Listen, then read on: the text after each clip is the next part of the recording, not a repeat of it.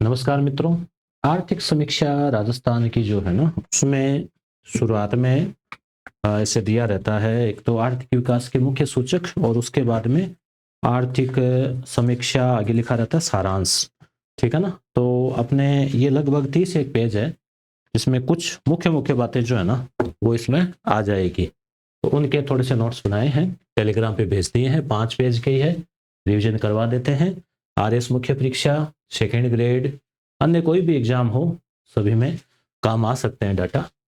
तो 2324 की आर्थिक समीक्षा है और सकल राज्य घरेलू उत्पाद जो है उसके बारे में हम बात करेंगे कि इसको लेकर दो प्रकार के क्वेश्चन पूछे जा सकते हैं कि भाई ये स्थिर मूल्यों पर कितना रहा और प्रचलित मूल्यों पर कितना रहा। सकल राज्य घरेलू उत्पाद का मतलब क्या हुआ कि पूरे राजस्थान में कुल कितना उत्पादन हुआ, मतलब कुल कितनी आमदनी हुई। ये आप मान सकते हैं कि कुल कितनी कमाई हुई, जैसे एक फैमिली की होती है ना, उस प्रकार से स्टेट ने कुल कितने रुपए कमाए। अब राज्य कहां से कमाएगा, कोई अलग से थोड़ी, जो लोग है पब्लिक है उन्हीं का उसमें जोड़ा जाता है। तो पब्लिक की सेवाओं के द्वारा, उत्पादन के द्वारा, कृषि वगैरह सभी जो अर्थव्यवस्था के जो तीनों क्षेत्र है ना वो सब। तो आपको दो चीजें याद रखनी है, एक तो स्थिर मूल्यों पर क्या रहा और प्रचलित मूल्यों पर क्या रहा। स्थिर मूल्य जो है उनका वर्ष भी पूछा जाता है कि कौन से। तो 2011-12 के समय जो भाव थे चीजों के, कुछ फिक्स बास्केट होती है, कुछ भाव होते हैं उसके आधार पे, और एक वर्तमान में क्या चल रहा है उसके आधार पे। तो आपको ये दो डाटा याद रखने, पहला है 8.45, तो हम 8.5 के लगभग, यानी 8.5 लाख करोड़। स्थिर मूल्यों के ऊपर हमेशा कम होगा, क्योंकि आज से 10-12 साल पहले हर चीजों के भाव कम थे, चीजें सस्ती थी, महंगाई कम थी। तो उसी हिसाब से आपको ध्यान रखना है। आपको दो बातें याद रखनी है कि सकल राज्य घरेलू उत्पाद कितना रहा, तो भाई कौन से पे, कि स्थिर पे, तो स्थिर पे 8.45, प्रचलित पे 15.28, यानी इसका लगभग दुगुना। देखो 8 दूनी 16, तो 8 है और इधर 15.5 के लगभग है, इधर 8.5 है, इधर 15.5 है, याद रह जाएगा। 8.45 लाख करोड़, एलसी मतलब लाख करोड़, और ये है 15.28 लाख करोड़। ठीक है, ये दो याद रखना। अब आगे प्रश्न ये बनता है कि भी वृद्धि दर कितनी है। वृद्धि दर का मतलब पहले की तुलना में कितना बढ़ा है। मान लीजिए पहले कोई 100 रुपए थे, तो वो बढ़कर कितने हो गए हैं, तो 108। ठीक है, तो 8% वृद्धि दर रही है स्थिर मूल्यों पर और 12.56 रही है प्रचलित मूल्यों पर। क्लियर। दूसरी चीज, अब तीसरी चीज, भारत की अगर बात करें, भारत की क्या वृद्धि दर रह रही है। तो राजस्थान की तुलना की जा रही है भारत से कि भाई हम भारत की तुलना में, संपूर्ण भारत की तुलना में राजस्थान कहां आगे है या पीछे। तो स्थिर मूल्यों पर 8.15 है, यानी लगभग बराबर सही है, और प्रचलित मूल्यों पर भारत की तुलना में राजस्थान की वृद्धि दर ज्यादा है। क्लियर। तो ये 1 2 3 4 5 6 चीजें हो गई याद रखने लायक। धीरे धीरे और होती जाएगी, चिंता मत करो। अब बात आती है क्षेत्र। अर्थव्यवस्था के 3 क्षेत्र माने जाते हैं, कृषि, उद्योग और सेवा। इसको बोलते हैं प्राथमिक क्षेत्र, इसको बोलते हैं द्वितीयक क्षेत्र, इसको बोलते हैं तृतीयक क्षेत्र। अब जो कृषि है, कृषि कृषि के साथ में जो बेसिक चीजें हैं, मत्स्य, पशुपालन सब शामिल है। तो कृषि का योगदान कितना है, तो स्थिर मूल्यों पर 26% है। यानी कि जो कुल 8.45 लाख करोड़ रुपए की जो आमदनी हुई कुल, उसका 26%, यानी कि लगभग 2 लाख, 2.25 लाख करोड़ कहां से आया, ये आया एग्रीकल्चर से। यानी अभी भी 1/4% हिस्सा जो है वो कृषि का है। उद्योग का कितना है, कृषि से ज्यादा है, 29%, याद रह जाएगा 29%। सेवाओं का है 43%। तो कई बार सीधा सीधा प्रश्न यहां से पूछ लिया जाता है, और इतनी सी चीजें तो आपको याद रखनी पड़ेगी। इनको आप याद कैसे रखोगे, एक बार सुन लो प्रेम से, दोबारा पढ़ लो, और फिर तीसरी बार प्रेम से रिवीजन कर लो, तो 2 बार 3 बार में हो जाएगा। तो कृषि का 26, उद्योग का 29 और सेवा का 43। देखो यहाँ ट्रिक भी याद रखने की कोशिश की है, इधर 6 है लास्ट में, इधर 9 है, 6 को उल्टा करते हैं 9, और 6 और 9 के बीच में अंतर कितने का, 3 का, तो 43। ठीक है। अब बात आती है प्रचलित मूल्यों पर।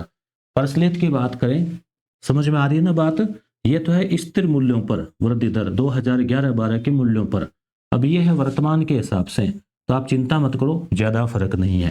यहाँ भी 26 है, यहाँ भी 26 है, हालांकि कुछ पॉइंटों में और है, वो मैंने लिखा नहीं है क्योंकि पॉइंटों वाला याद नहीं रहता है और इतना डीप कम ही चांस है कि वो आगे पॉइंटों में देंगे। और अगर फिर पॉइंटों में अगर अंतर दे दिया तो फिर वहाँ एग्जाम हॉल में भी कठिनाई हो जाती है। और ये 29 का 28 है और ये 43 का 45 है, यानी प्रचलित मूल्यों पर सेवा क्षेत्र का योगदान थोड़ा सा ज्यादा है। 43 का 45 याद रह जाएगा ना, इधर 2 बड़ा है तो इधर ये 29 का 28 हो गया है। अब आप जोड़ के कहोगे 100 नहीं और तो पॉइंटों के हिसाब से हो जाएगा ये। अब भारत की बात करें, भारत में प्रचलित मूल्यों पर 17 है। कृषि का योगदान देखो भारत में कम है, जीएसडीपी में 17 ही है, और उद्योग का 27 है, यानी अपने जितना सही है 29 28 27 28 29। सेवा क्षेत्र का ज्यादा है, इधर जो कृषि के कम हुए ना 7 8 वो इधर जुड़ गए, तो सेवा क्षेत्र का है 54। तो ये भी आपके डाटा इंडिया वाले भी काम आ सकते हैं। क्लियर, समझ में आई बात?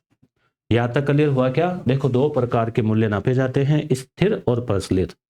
स्थिर मूल्यों पे 2011-12 के और प्रचलित पे वर्तमान के, यानी जो गत सत्र जो था 23 और 24 का जो बीता एक साल वो वित्तीय वर्ष उसके। तो यहाँ पे पुनः आपको 2 चीजें याद रखनी है कि भी सकल घरेलू उत्पाद कितना था स्थिर मूल्यों पे, प्रचलित पे 8 8 दूनी 16 यानी लगभग 15। वृद्धि दर 8 की 8, यहाँ पे 12, भारत की 8 और 9।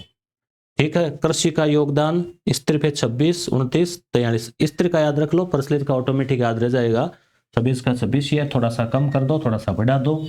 भारत का 17 है कृषि का, ध्यान रखना, और उद्योग सेवा का 54 है। क्लियर, आगे चलते हैं फिर। शुद्ध राज्य घरेलू उत्पाद, शुद्ध राज्य वो तो था सकल। सकल में क्या होता है? टोटल होता है, शुद्ध में खर्चे निकाल के होते हैं, मूल्य ह्रास घटाकर।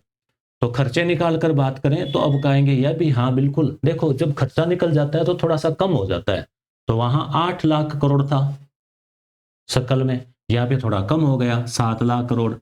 वहां प्रचलित में 15 लाख करोड़ था और यहाँ थोड़ा कम हो गया 13.6 लाख करोड़। तो थोड़ा अगर एक बार पढ़ा हुआ है ना तो याद आ जाएगा एग्जाम में, चिंता मत करो।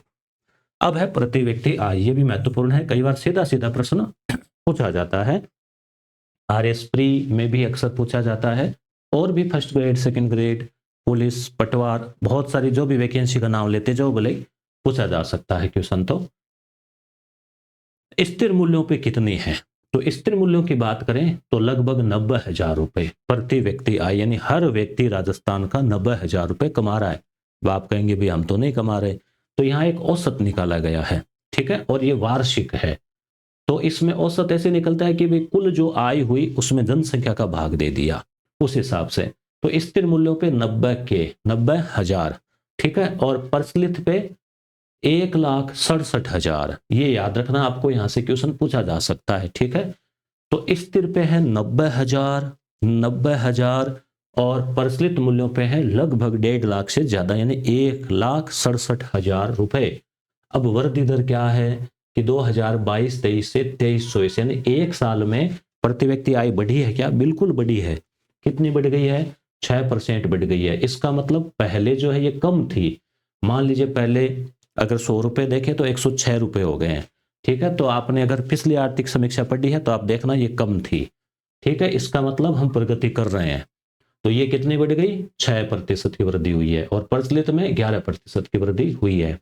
चलो वृद्धि को आप ध्यान में नहीं भी रखो ना तो प्रति व्यक्ति आय जरूर याद रखना, और विशेषकर ज्यादा कौन सी अच्छी लग रही है ये देखकर बड़ा अच्छा लग रहा है ना कि हर व्यक्ति 1,67,000 कमा रहा है पर साल के है, तो ये थोड़ा सा ठीक है। दूसरा कि तो भी अच्छा महसूस हो रहा है तो आप ये याद रख लेना जरूर, 1,67,000। अगली बात, कृषि उत्पादन सूचकांक ये कितना है राजस्थान का?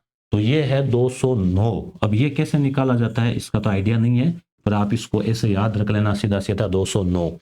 2005-6 से 7-8 बराबर 100, यानी 2005-6 और 7-8 का जो वर्ष था उस समय अगर 100 माना जाए तो आज की तुलना में उसकी तुलना में दुगुना हो गया है, तो ये हो गया 209 कृषि उत्पादन। मान लीजिए उस समय एवरेज 100 बोरी अनाज मान लो उगाया जा रहा था किसी एक किसान के द्वारा, एक उदाहरण दे रहा हूं नॉर्मली, तो अब दोगुना हो गया है 209, ठीक है।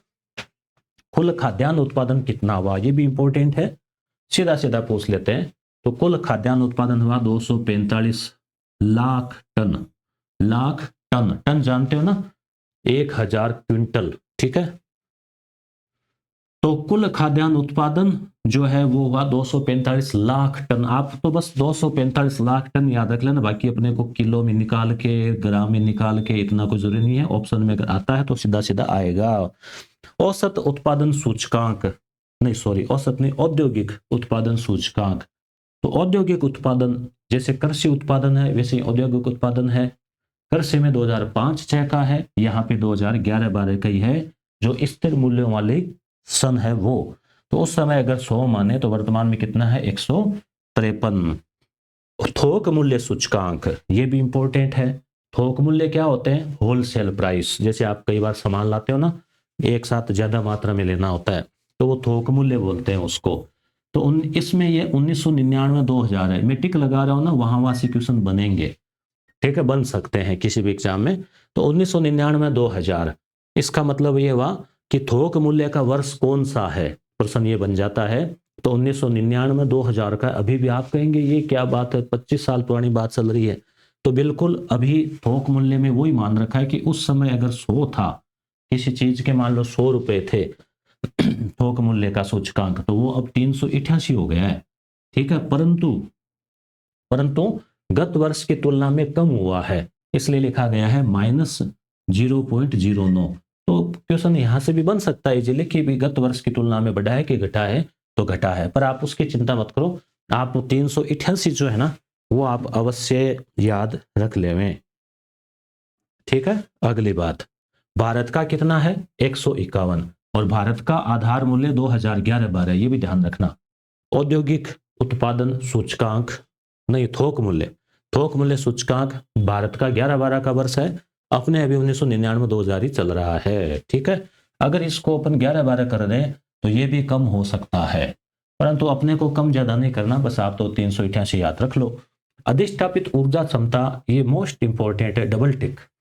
क्या है इसमें, कितनी है, तो राजस्थान की मार्च 2024 तक, चूंकि आर्थिक समीक्षा में यही तक का दिया हुआ है, तो आपसे यही सब का पूछा जा सकता है, कितनी, 24,784, ही याद रखना। देखो मैं इसको दोबारा लिख रहा हूं, 24,784 क्या है, मेगावाट ऊर्जा क्षमता है। अब ये मासिक है, वार्षिक है, ये इसका आप सोचना, ठीक है। तो क्षमता कितनी है, 24,000, ये याद रखना आप। उपभोक्ता मूल्य सूचकांक, जिसको कहते हैं सीपीआई, यानी कंज्यूमर प्राइस इंडेक्स। तो उपभोक्ता जो होता है ना, जैसे मान लो हम कोई चीज, उपभोक्ता किसे कहते हैं, कि भाई कंज्यूमर मतलब कि भाई हम कोई चीज लाते हैं और उसको काम में लेते हैं, तो हम उपभोक्ता है। मान लीजिए आप बिस्कुट का पैकेट लाए और आपने खा लिया उसको, तो आप वो उपभोक्ता। आप बिस्कुट का पैकेट लाए, उसको बेच दिया, तो आप व्यापारी है। Just a minute. तो आपको व्यापारी बोला, ये बात जची नहीं, इसलिए जो है ना लाइट चली गई। देखो, तो आप व्यापारी नहीं, आप विद्यार्थी है, ठीक है। मैंने तो उदाहरण दिया था कि जो है, मान लीजिए कोई व्यक्ति अगर काम में लेता है तो उपभोक्ता है, और उसको आगे सेल कर देता तो व्यापारी है, ठीक है। अब है उपभोक्ता मूल्य सूचकांक। तो इसमें 2 टाइप के, 3-4 टाइप के हैं इसमें। देखो, एक तो औद्योगिक श्रमिक का है, औद्योगिक श्रमिक, ठीक है। फिर उसमें वो कृषि श्रमिक, वो भी आते हैं ऐसे। तो औद्योगिक श्रमिक कौन होते हैं, जो फैक्ट्रियों में और में काम करते हैं, वो मजदूर। तो इसके लिए आधार वर्ष 2016 है। तो सीधा सीधा यहां से क्वेश्चन बन सकता है कि औद्योगिक श्रमिकों के लिए आधार वर्ष क्या है, 2016। यानी क्योंकि इसमें क्या है, थोड़ा लेटेस्ट रखना पड़ता है, क्योंकि यहाँ भाव बढ़ते हैं, तो ये सबसे ज्यादा प्रभावित होते हैं, क्योंकि शहरों में भी रहते हैं। तो 2016 का है यहाँ पे लेटेस्ट, या सबसे नया यही है इसमें। तो औद्योगिक श्रमिक 2016 में चीजों के क्या भाव थे, उसके आधार पे तुलना की जाती है मूल्यों की। तो यहाँ पे अपने राजस्थान में 3 केंद्र बना रखे हैं, ये भी आप याद रखना। औद्योगिक श्रमिक, उसको उनके वो मूल्य वगैरह निकालने के लिए 3 केंद्र है राजस्थान में। पहला है अलवर केंद्र। देखो, अलवर खुद एक औद्योगिक एरिया है, तो जहाँ किलोट है, वहाँ पे भिवाड़ी है, कई चीजें है ना उसमें, तो वो नीमराणा है, तो वो सब तो अलवर केंद्र है। उसमें 1.03 है, क्या है ये, सूचकांक, औद्योगिक श्रमिक का सूचकांक। भीलवाड़ा है दूसरा, यहाँ का कितना है, यहाँ का है 3.86। और तीसरा कौन सा है, जयपुर। तो देखो भीलवाड़ा भी वस्त्र नगरी है, औद्योगिक एरिया है। अब आप कहेंगे कोटा नहीं है क्या, नहीं कोटा नहीं है, हालांकि इंडस्ट्री एरिया फिर भी नहीं है, तो अपने को नहीं है तो अपन तो शामिल कर नहीं सकते, तो जयपुर हो गया इसमें, यहाँ पे जो है वो जयपुर हो जाएगा। तो यहाँ पे ध्यान में रखना आपको, राजस्थान में औद्योगिक जो श्रमिक है उनके लिए केंद्र कौन कौन से हैं उपभोक्ता मूल्य सूचकांक के लिए, तो 3 केंद्र है, अलवर है, जयपुर है, ठीक है, और भीलवाड़ा है। भारत के लिए भारत का स्कोर है 5.57, ये भारत का है। अब बात आती है सिंचाई कितनी हो रही है राजस्थान में, तो 39 लाख हेक्टेयर क्षेत्र में, 39 लाख हेक्टेयर क्षेत्र में। प्रधानमंत्री कृषि सिंचाई योजना जो चल रही है उसमें कितना अनुपात है राजस्थान का और भारत का, तो 60-40। ज्यादातर योजनाओं में 60-40 है भारत और राजस्थान का। अटल भूजल योजना, इसका क्वेश्चन पिछली बार भी पूछा गया था आरएस प्री में। अटल भूजल योजना, जो जमीन का जो जल है उसकी भरपाई करना, उसको भराव करना, वर्षा जल का संरक्षण करना, तो ये योजना किस किस की चल रही है, तो ये पूछा गया था। विश्व बैंक का ध्यान रखना, तो चूंकि अभी कोई ज्यादा बदलाव हुआ नहीं आर्थिक समीक्षा में, कुछ डाटा चेंज हुए हैं, बाकी योजनाएं तो वही रहनी है। तो विश्व बैंक और भारत सरकार का 50-50 है। राजस्थान में ये जो अटल भूजल योजना है कितने जिलों में, 17। देखो भूजल को जहां है खतरा वहां 17 जिले और 38 ब्लॉक, ठीक है। आगे चलते हैं। कृषि निर्यात प्रोत्साहन योजना कब लागू की गई थी, निर्यात जो होते हैं ना उसको प्रोत्साहन करने के लिए 2019 में। ट्री मतलब पेड़, आउटसाइड फॉरेस्ट, जैसे जंगल है, जंगल के बाहर भी थोड़े और पेड़ लगाने ताकि जंगल की सुरक्षा हो सके।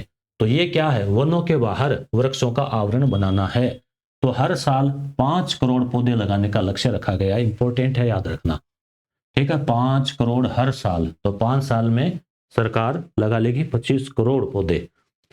अगली बात आती है उद्योग की। उद्योग, तो उद्योग जो है वृद्धि दर क्या रही है, तो स्थिर मूल्यों पर 2011-12 की मूल्य है, इन पर औद्योगिक क्षेत्र की वृद्धि दर है 12.43, ठीक है। अब जो राजस्थान की बात चल रही है वृद्धि दर है, यह ध्यान रखना, वृद्धि। औद्योगिक क्षेत्र का योगदान तो देखो हमने भी देखा था, आप पुनः देख लो, कंफ्यूजन नहीं हो।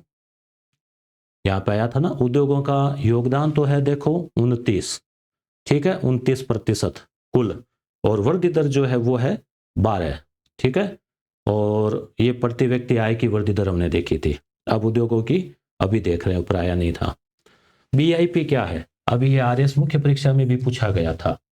तो बीआईपी है ब्यूरो फॉर इन्वेस्टमेंट प्रमोशन, ठीक है। ब्यूरो यानी ब्यूरो हो गया, ब्यूरो, और निवेश संवर्धन यानी इन्वेस्ट जो है निवेश, उसको बढ़ाने के लिए।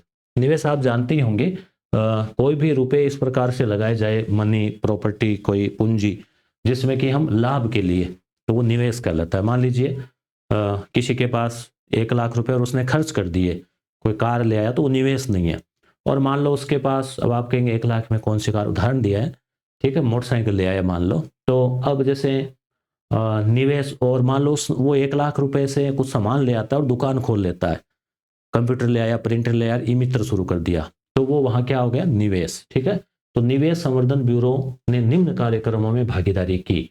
एक तो वर्ल्ड इन्वेस्टमेंट कॉन्फ्रेंस, दिल्ली में कॉन्फ्रेंस हुई थी, उसमें भी राजस्थान का जो बीआईपी है वो था। इंडिया मोबिलिटी समिट दिल्ली में हुई, उसमें ये भागीदार था। भारत टैक्स समिट इसमें था, और लॉजिस्टिक समिट इसमें भी था। रिको क्या है, रिको जो है पूरा नाम है राजस्थान राज्य, आर का मतलब राजस्थान स्टेट, आई का मतलब हो गया इंडस्ट्रियल इन्वेस्टमेंट और corporation, industrial development and investment corporation, यानी औद्योगिक विकास और विनियोजन निगम, इन्वेस्टमेंट कोऑपरेशन यानी निगम लिमिटेड। तो राजस्थान राज्य औद्योगिक विकास और विनियोजन, राजस्थान राज्य औद्योगिक विकास और विनियोजन निगम लिमिटेड, रिको। एक तो है राज सिक्को, एक है रिको। तो रिको बड़े उद्योगों को ऋण देती है। तो औद्योगिकरण हेतु शीर्ष संस्था है, तो ये क्वेश्चन पूछा जा सकता है, शायद पूछा भी गया था गत वर्ष। तो शीर्ष संस्था है उद्योगों के लिए, और इसने कितने नए क्षेत्र बनाए हैं 2023-24 में? तो 10 नए औद्योगिक क्षेत्र बनाए, यहां से पूछा जा सकता है रिको ने कितने, तो 10। तो एक तो है ओसिया। अब ये जो क्षेत्र है ना, वो भी याद रखो तो रख सकते हो, नहीं एक बार तो आप देख ही लो, नजर डाल ही लो। ओसिया जोधपुर वाला, उमरिया झालावाड़ में है, राजास नागौर में है, कुंज भी हरिपुरा जयपुर में है, नाडोल पाली में है, धर्मपुरा बाड़मेर में है, नैनवा बूंदी में है, और वरकाणा पाली में है, और ये क्या है, नाल की टूस, ये कहाँ पे, नाल है या माल, क्या नाम इसका, नाल की टूस ही होगा शायद, उदयपुर, और मालवा का चोरा ये उदयपुर। ठीक है, तो ये 10 स्थान है। तो संख्या भी पूछ सकते हैं, और कई बार ज्यादा डीप जाए तो ये भी, तो इसकी वजह संख्या जरूर याद रखें। रिको द्वारा विशेष पार्क जो है वो भी स्थापित किए गए हैं, जैसे मेडटेक। मेडटेक क्या हो गया, मेडिसिन और टेक्नोलॉजी, तो बोरानाडा इंपॉर्टेंट है, पूछा जा सकता है। Integrated resource recovery park Jamua Ramgarh. Integrated का मतलब हो गया सामूहिक सम्मिलित रिसोर्स स्रोत रिकवरी पार्क जमुआ रामगढ़। जमुआ रामगढ़ का है जयपुर में। ठीक है, तो 10 तो वो हो गए, 2 विशेष पार्क हो गए। अन्य पार्क की बात करें तो जैसे स्पोर्ट्स गुड्स व टॉयज, तो स्पोर्ट्स का सामान और टॉयज, तो ये खुसखेड़ा भिवाड़ी यहां पर भी स्थापित किया गया है। अगली बात करें इंडिया स्टोन मार्ट।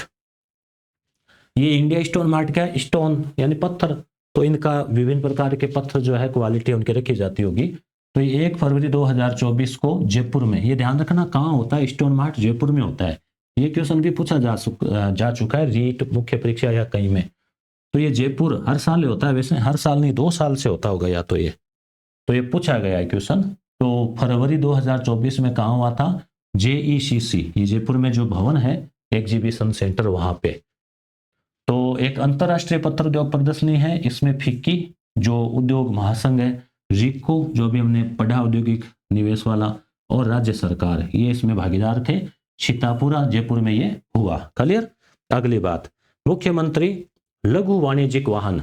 लघु मतलब छोटे, वाणिज्यिक मतलब कॉमर्शियल, जैसे मान लो लोग लेते हैं ना माल ढोने के लिए, परिवहन के लिए वाहन लेते हैं, कोई पिकअप वगैरह, और तो इस प्रकार का वाहन स्वरोजगार योजना कि भाई आप वाहन लो अपना रोजगार खोलो। अब तो इसके लिए क्या स्कीम है, 18 से लेकर 45 वर्ष की आयु होनी चाहिए, क्योंकि फिर तो वो बूढ़ा हो जाता है व्यक्ति, वाहन चलाने में कठिनाई आती है। जो कुछ भी मानो 18 से 45, इसमें क्या है 15 लाख रुपए तक के वाहन पर 10% या 60,000 जो भी कम हो उसकी सब्सिडी मिलती है। जैसे मान लो 15 लाख रुपए तक की आपने कोई गाड़ी खरीदी, तो 10% मतलब कितना हो गया, 15 लाख का तो 10% तो 1.5 लाख हो जाता है। तो 1.5 लाख नहीं है, 15 लाख तक की गाड़ी है। अब मान लो आपने 6 लाख की खरीदी, तो 10 लाख क्या हो गए, 10% क्या हो गए 60,000।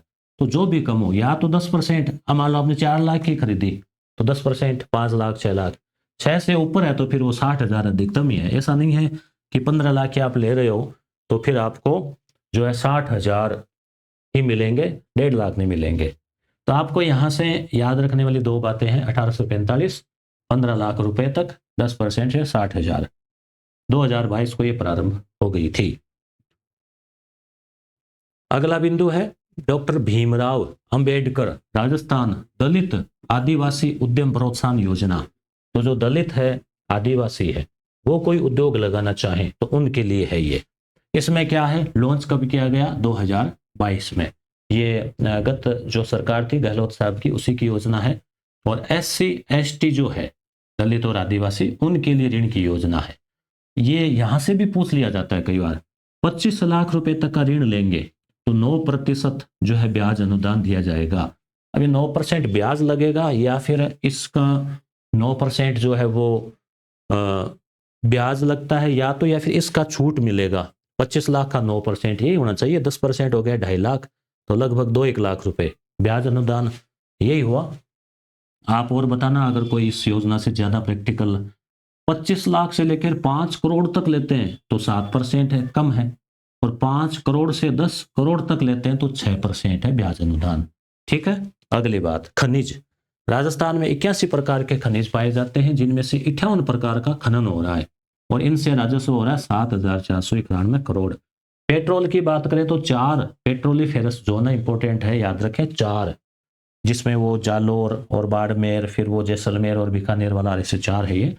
1.5 लाख वर्ग किमी क्षेत्र में फैला हुआ है। भारत के कच्चे तेल उत्पादन का 14.95% राजस्थान से हो रहा है। भारत का जो कच्चा तेल हो रहा है कुल, उसका राजस्थान से आ रहा है 14%, यानी लगभग 15 मान लो आप। और राजस्व कितना हो रहा है? 3,425 करोड़ रुपए पेट्रोल से राजस्व हो रहा है। राजस्थान निवेश प्रोत्साहन योजना, रिप्स। राइटिंग समझ में आ रही है ना ठीक ठाक? मैंने खुद ने हाथ से ही बनाए नोट से। राजस्थान निवेश प्रोत्साहन योजना, रिप्स, तो ये याद रखना इंपॉर्टेंट है। इसका क्वेश्चन भी पूछा जा चुका है एग्जाम्स में। तो ये क्या है? 2019 में प्रारंभ हुई थी। ये आरएस मुख्य परीक्षा में पूछा गया प्रश्न है।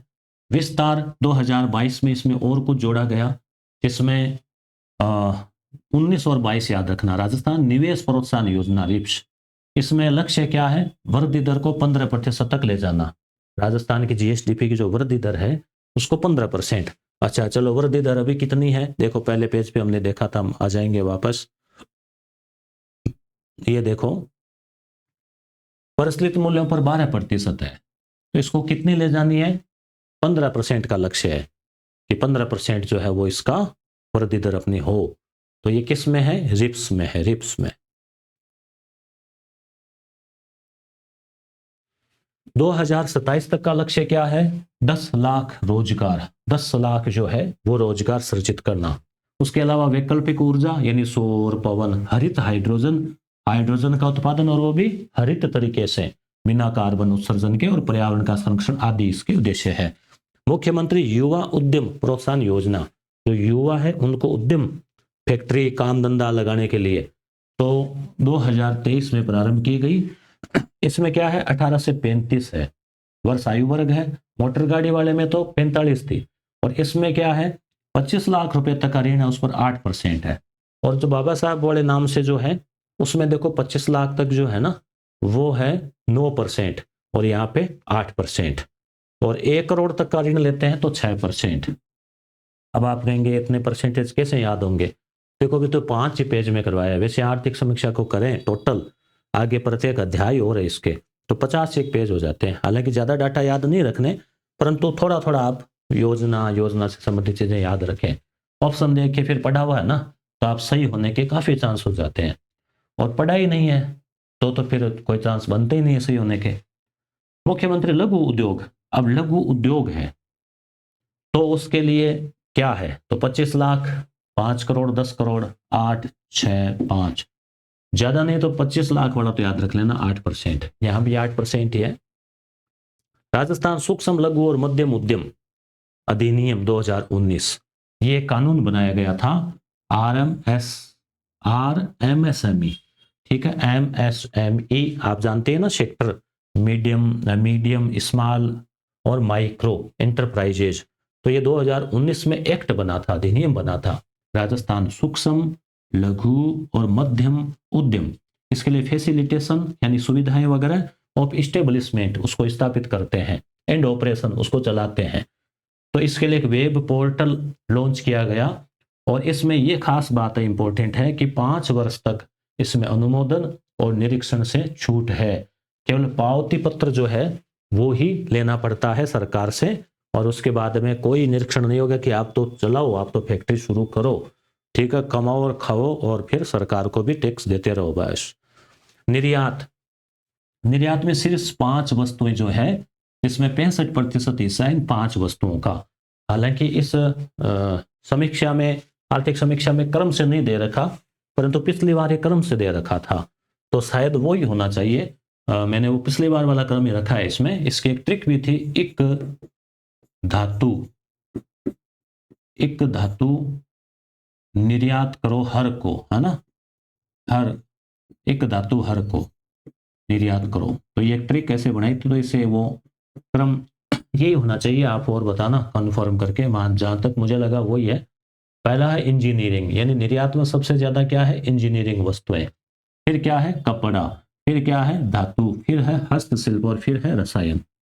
ई श्रम पोर्टल, तो ये ई श्रम जो मजदूर है उनको इस पोर्टल पे पंजीकरण करवाना चाहिए। उससे योजनाएं तो 2021 में शुरू किया गया था। 1.37 लाख श्रमिक राजस्थान के पंजीकरण करवा चुके हैं। मुख्यमंत्री युवा संबल, तो ये आपको पता ही है युवा संबल किससे संबंधित है, बेरोजगारी भत्ते से संबंधित है। क्या नियम है इसमें कि भाई 2 वर्ष तक मिलता है, या फिर रोजगार आप नौकरी लग गए तो जो भी पहले हो, ठीक है, या तो 2 वर्ष मिलेगा या पहले नौकरी लग गए तो बस 3 माह का इसमें एक कौशल प्रशिक्षण लेना पड़ता है, ट्रेनिंग करनी पड़ती है। 4 घंटे प्रतिदिन किसी सरकारी कार्यालय में जाकर इंटर्नशिप करनी पड़ती है। वो नौकरी तो नहीं कहेंगे इसको, सर्विस ना कहे कि भाई इंटर्नशिप, वहां जा रहा है थोड़ा कुछ काम सीख रहा है, कोई काम बता रहे हैं वो कर रहा है।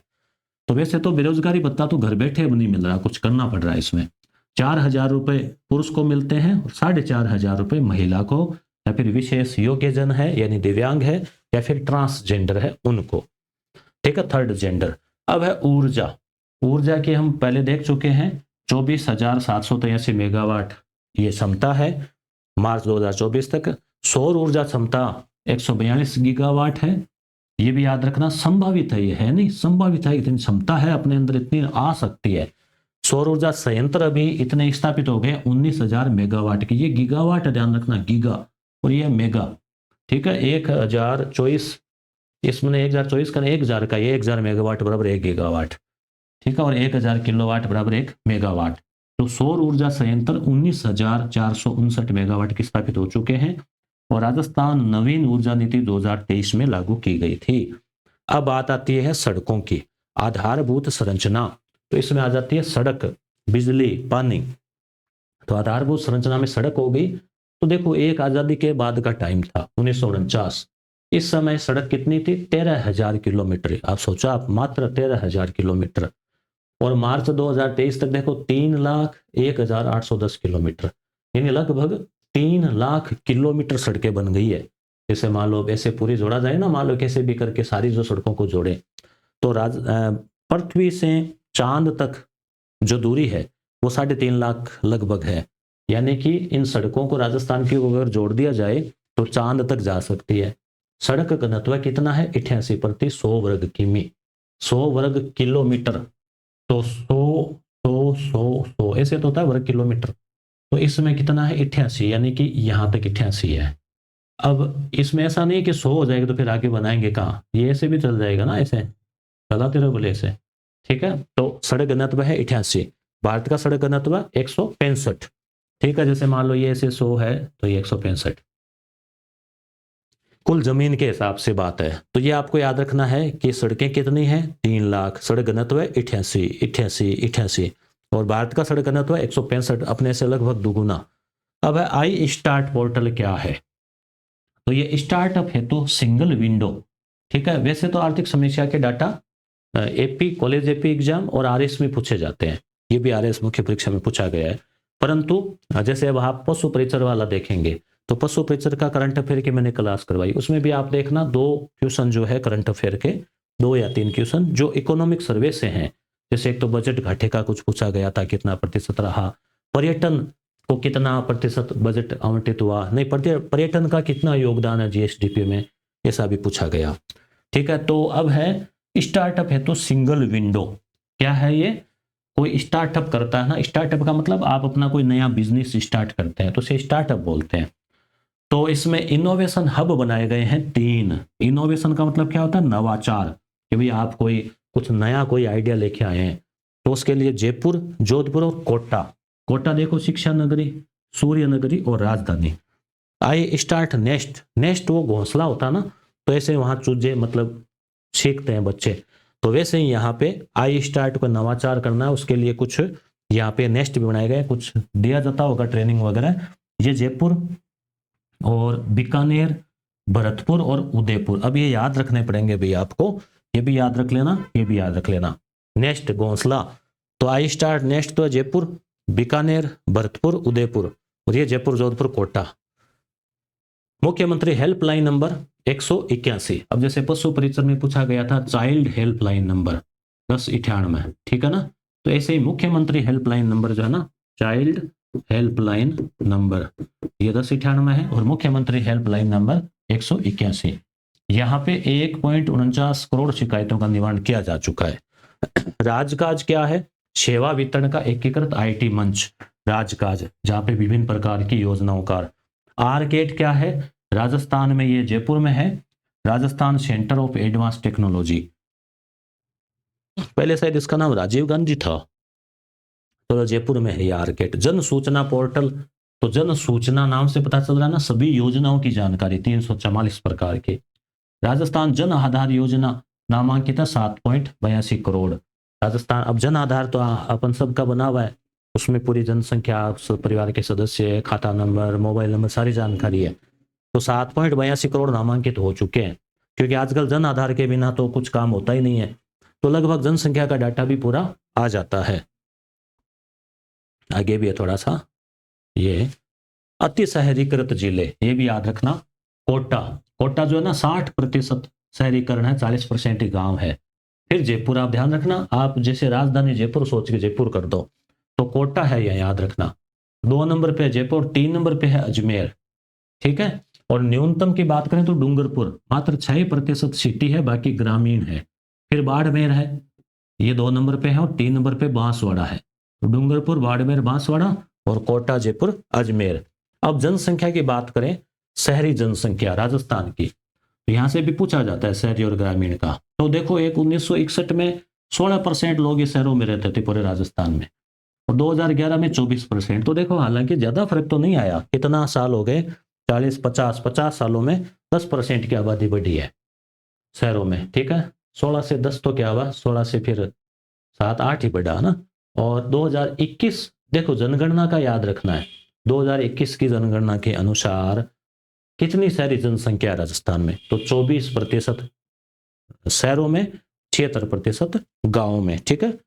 और 2021 का अनुमान है, 21 का अनुमान तो क्या डाटा है ही, आजकल तो सारा ऑनलाइन है, तो ये 26 है, थोड़ी सी बढ़ी है, ज्यादा नहीं बढ़ी।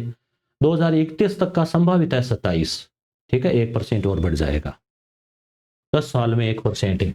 तो लोग अभी भी गांव में रहना पसंद करते हैं, भले शहरों में रहना मजबूरी होता है, कई बार शहरों में सुविधाएं भी होती है, परंतु फिर भी गांव में थोड़ा खुलापन होता है, और शहरों में सुविधाएं हैं, आजादी है थोड़ी सी ज्यादा। अब है 1961 में 17% भारत में, 2011 में 31%। अब 11 का याद रखें, राजस्थान में 24, भारत में 31। 21 में यहाँ राजस्थान में 26% लोग शहरों में रहते हैं, भारत में 34, 31 से 34 हो जाएगा।